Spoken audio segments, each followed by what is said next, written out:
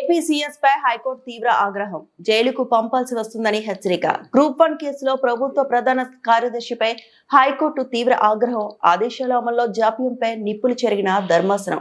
Court ధిక్కరణ కింద జైలుకు పంపాల్సి వస్తుందని తీవ్ర హెచ్చరిక. ప్రభుత్వ వాదనను తోసిపుచ్చి గురువారానికి గడువు విధించిన కోర్టు.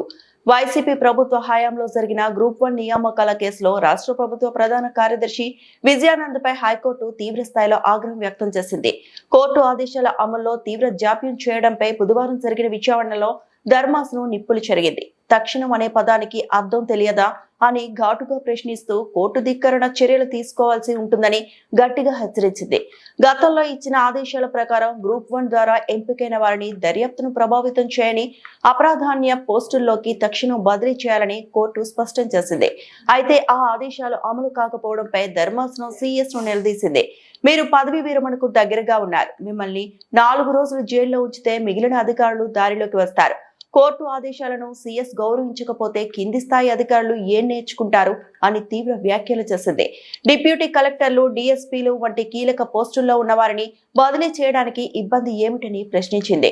అభ్యర్థులు మిమ్మల్ని మేనేజ్ చేశారా లేక మీరు వారితో కుమ్మక్కయ్యారా అంటూ సూటిగా ప్రశ్నించింది.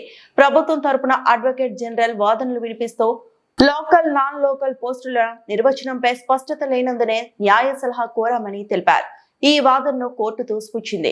ఏఐని అడిగినా ఆ పదాలకు అర్థం చెప్తుంది. మీకే తెలియదా అని ఎద్దేవా చేసింది. జైలుకు వెళ్తారా లేక ఆదేశాలు అమలు చేస్తారా అని సీఎస్ ను ధర్మాసనం నిలదీయగా గురువారం నాటికి ఉత్తర్వులు అమలు చేసి నివేదిక సమర్పిస్తామని ఆయన హామీ ఇచ్చారు.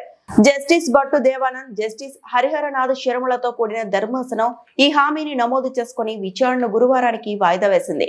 ఆదేశాలు అమలు చేస్తే సీఎస్ వ్యక్తిగతంగా హాజరు కావాల్సిన అవసరం లేదని స్పష్టం చేసింది.